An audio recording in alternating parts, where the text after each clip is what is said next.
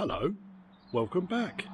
In this video I'm going to be messing around, not diagnosing issues with the ECU connector, harness, immobiliser, modifications and so forth, and also I'm going to start pulling the bodywork apart at the back end.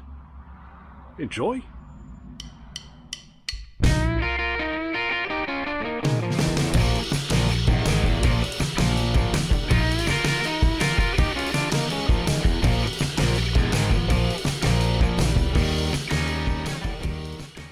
It's a bit of an update on the ECU wiring, this shite. That's the connector obviously that comes off the ECU. And when you look at the connector, you'll see on one of the corners it will say A. That's row A, row B, row C. When you go to the left hand end of row A, that's pin number 1 to pin number 13. And then it goes back pin 14 to pin 27, and then pin 28 to pin 40. Just in case there's any confusion here. Now, there's a few observations. First and foremost, some of these pins are proper mangled up. So I'm going to have to get the tool for now in there just to see if I can get those pins straightened out a little bit.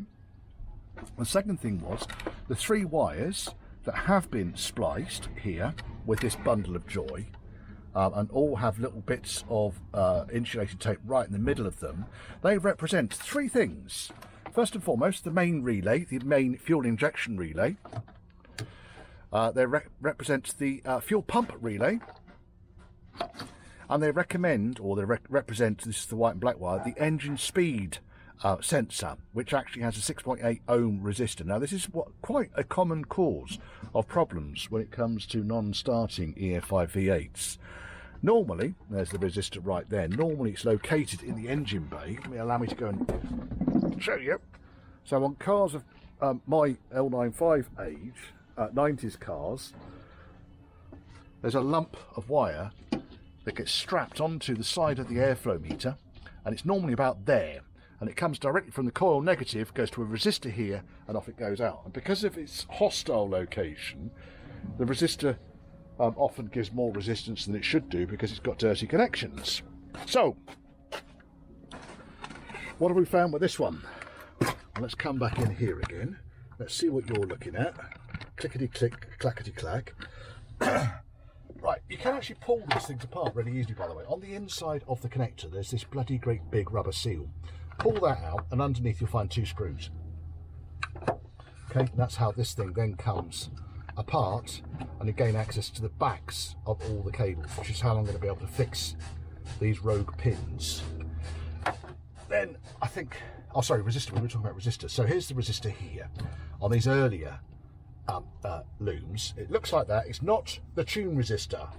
That's the tune resistor. Tune resistor has 2 wires, slate and black and slate by the looks of things. And there's different types of tune resistors. So that is your tune resistor. We'll check the resistance on that in a second. All I really want to do is this resistor here should be 6.8 kilo ohms. 6.8 kilo ohms. So we go to the 20k ohm range on my multimeter. Well, we're getting 7.5 ohms on this. So it's a bit out of range, isn't it? Let's just see what the baseline is for the wires, for the cables. 0.5 ohm. Right, okay, so we'll measure that again. If we take 0.5 ohm off this, will it give us the 6.8 that we need? Not far off. So it could be the resistor's actually within spec. It's got a nice little date stamp on it, 1989-29. And it's a little Lucas, Prince of Darkness, inline resistor. So when I put these things back in, I just make sure, especially the ones that are in the engine bay, the 2 connectors are in good order. Now, next thing I want to look at, and this is likely to be our root cause here, is what is going on underneath here. Because it looks like someone has tried to disable the immobilizer at some point by splicing these wires together. Possibly because they've had issues in the past. Now I've taken all of the alarm system out, I'm inclined to get these 3 black wires out of the way. I just wanted to make sure none of them are twisted together. No. The root cause of the problem I'm having here is that the engine will crank. The ECU knows the engine is cranking, so then it gives power to the fuel pump relay. The fuel rail is being pressurised.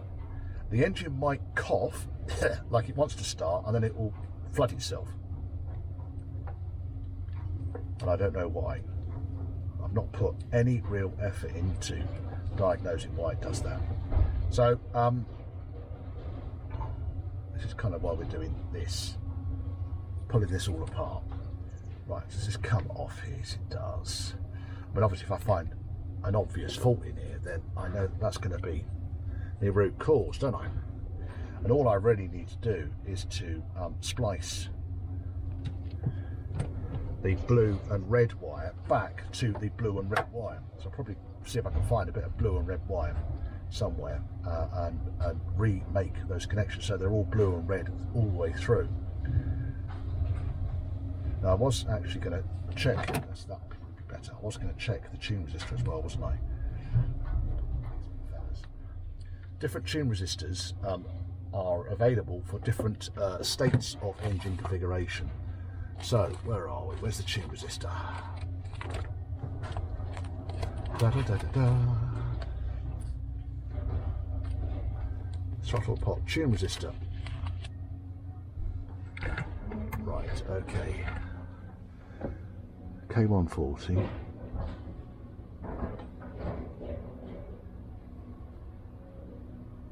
That's K140, that's the resistor here I think we were just talking about now. I'm looking for the fuel tune resistor.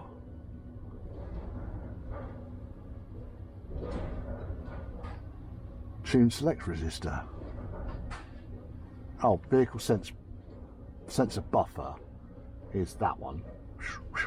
Tune resistor is K140. Apparently not fitted to USA spec cars.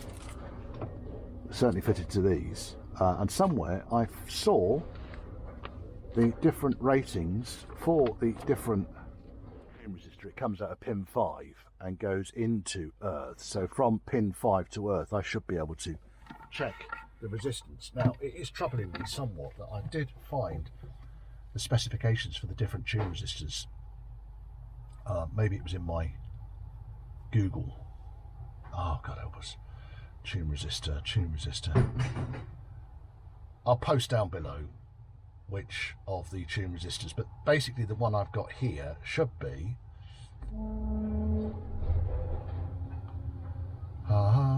so pin 5, grey black tune resistor through to VIN LA 451517. But it doesn't actually tell me what the bloody tune resistor should be. I'm going to go and find this. 1 minute. Found them in the parts manual. So we're on page 527. 527 with the body electrical. This is 1992 onwards, but that's only because the manual is 1992 and onwards. And down here under tune resistors, we've got 4 different tune resistors here. So PRC 8172 is a 470 ohm green resistor, which is what I've got, which is 3.9 litre non-CAD. Then we've got PRC 8009, which is a 3K9 ohm resistor, which is all 3 9s with a cat. Then we've got various different other resistors. So we can check the resistance to make sure we are getting 470 ohms. You can come back down here again. Manual can go. We've got the tune resistor here. Phone can go. Cables can come back. We'll go to the 2K range because we've got to measure 470 ohms. And 200 ohms is not enough. Right, okie doke. Now we'll put that on there and that on there. 470 on the flipping nail. I don't know if you can see that. Can you see that?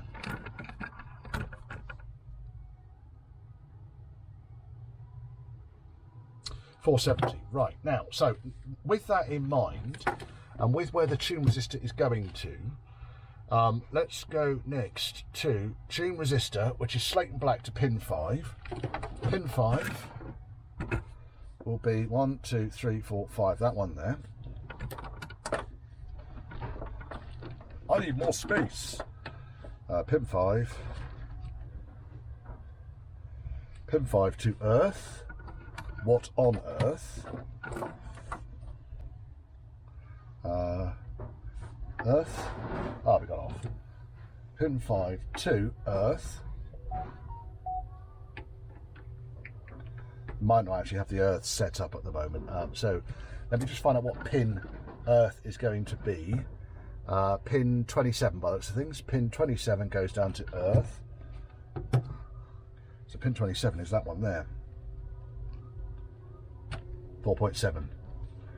So all I'm doing is measuring between the tune resistor on the EFI harness and the earth pin on the EFI harness, and I'm getting 4.7 ohms, or 470 ohms, let's say 470 ohms, 471 ohms,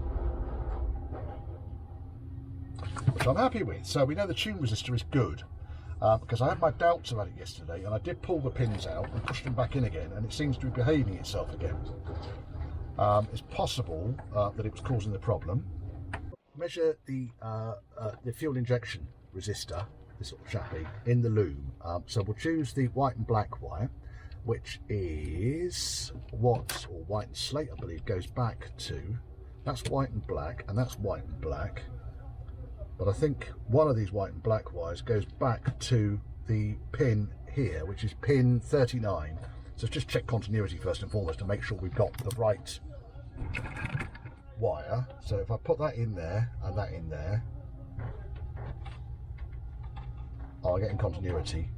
So that's good. So that chappy there is the wire that goes through to the ECU. I've lost the tune resistor, sorry, lost the resistor, there it is.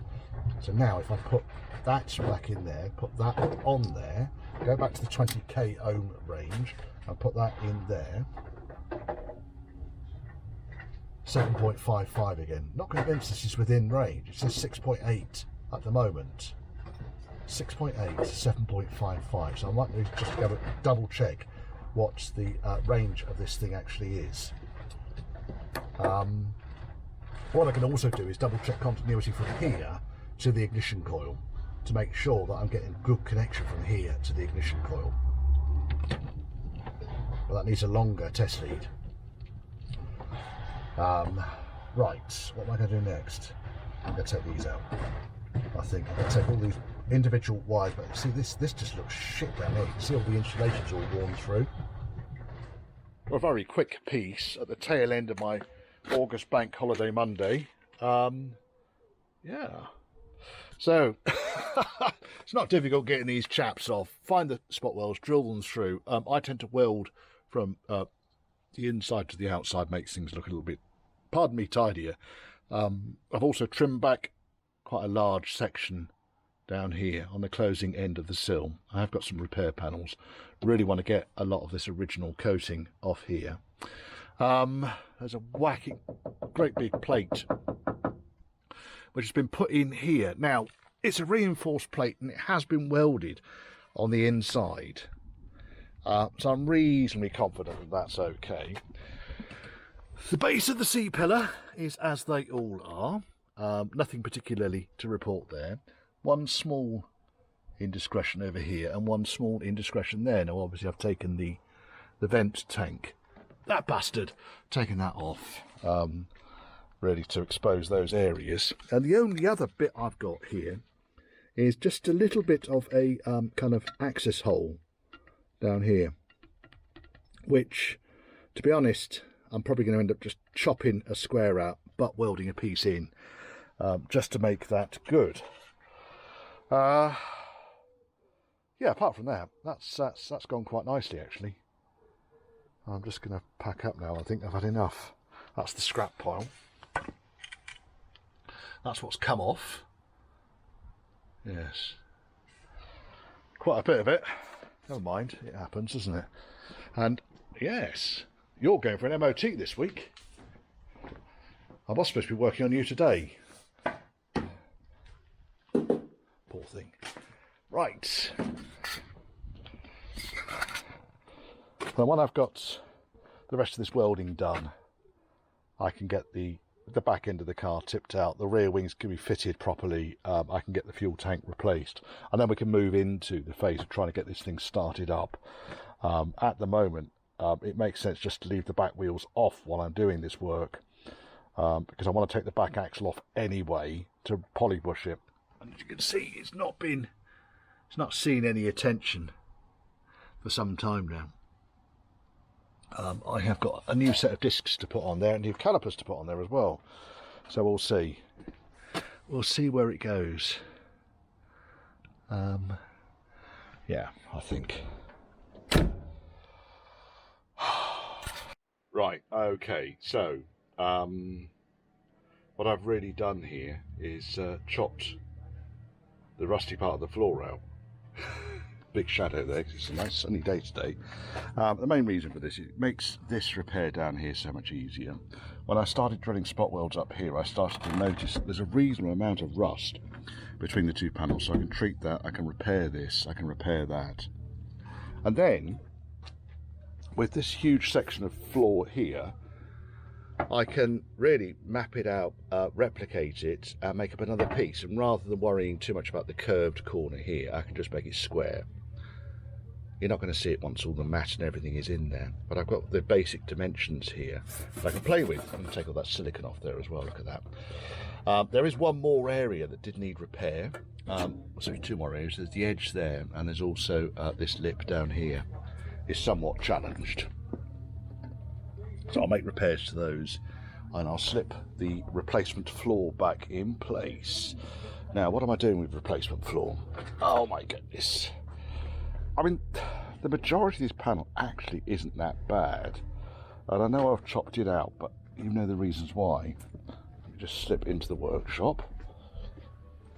So I buy these large sections.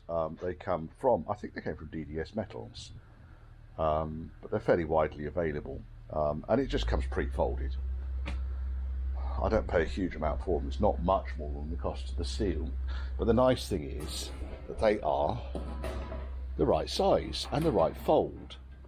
So I'm going to cut myself a little bit more than I need off, and then I'm going to fabricate a repair section, I think, rather than fucking around with this too much, because by the time I've cleaned all this all up and then treated the rust on it, I've still got areas that are compromised.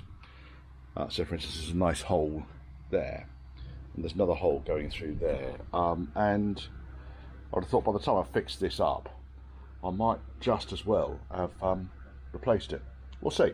We'll see what happens, because if I cut this out and decide it's easy to repair this, then I'll do that. I'll joddle a ledge along here and I'll weld that back in and seam seal. Yeah, fans going up there very nicely, thank you. Made it today. I don't know what the temperature is at the moment. Look at that, summer's finally arrived. What's it say? What's it say? It's just 28. We've got highs of 30 today. This is most un-English. I am not complaining. Just hope none of those kind of politicians are going to try and convince me that this is climate change, having been through the wettest, most miserable summer again in Englandshire. Yes, we're enjoying this little brief respite. Well, we're not looking too bad on that, actually. So let me yank that chappy out, and I'll show you what I've done. So literally just cut this out and bashed a lip onto the edge there. A little bit of reinforcing. Folded the square edge down here. That was already folded anyway, and folded that lip there. And that gives me a panel that looks very much like that. Next thing I'm going to do, I think, chop this straight along here and make a replacement for that. Chop this out, make a replacement for that. Fairly straightforward, shouldn't it? All I need to do is really find the spot weld down here, because you can see there's holes. There's a hole there, there's a hole there, there's a hole there, and there's a fucking great hole there I can get my penis into. Drill the spot weld there, and probably here, and then just cut straight across. And that's then I can weld in Much the same with here. So literally here, stop saying literally, Richard, it's a terrible word. Basically here, I'm just going to cut up here along the top and down there. Little patch goes in there, and I'm going to work out what I'm going to do with that one. There was one other anomaly that I spotted just holding this door, and that is just there. One bit I missed. It's not a problem. Oh, there's my 4mm drill bit down there. I've been looking for you, you tinker. So yes, probably a better view of that other hole is right there. It's be fairly easy to sort out. That's interesting. What is that? Oh, for heaven's sake. I couldn't tell you. It looks like maybe someone's had rear seat belts in this thing at some point, but not on a reinforcing plate. So there's another little hole to weld. It was a drilled hole rather than a rusted hole. And I can see there's one on the other side as well. Right there. Right, this is too hot to touch at the moment. I'm waiting for a bit of shade to come over and I can get out here with the welder. Yes, I think. And this thing can start going back together again on this side anyway. Have pushed the arch down, treated, well sorry, I'm going to treat the rust that's on the arch section that sits between the arch and the lip of the curtain. I can make up these localised repair sections. That's going to be a pretty straightforward job of just welding these bits back in again. The floor is over there, just waiting the primer to dry. I should be able to zip that in a second. And I've also got a problem with the edge of the fuel filler down here, which I'm going to tidy up in a second. So I'm just going to cut that lip off and see if I can make up another bit of lip that then I can just sort of butt weld up against it. Really just to seal it against any crap that might come. Because obviously it wants an L-shaped lip like this on the edge of the fuel filler. I don't really want it to be allowing any further moisture to seep in there. Then we can weld this bloody thing up. Get it welded up, get the flooring, get the outer wing on, and then I've got a section down there I need to faff around with. And then I just noticed something else. I thought, oh, that's weird. Well, I don't know if you can see that. You can see it. So they've put a new cross member on, but they've not repaired the goalpost where it's gone down. I wonder if they've done the same on this side. Yeah, they've literally just cut the inner face off the goalpost. I don't know. I can't fix that without taking the cross member off, and I'm not sure the customer's got the budget for that.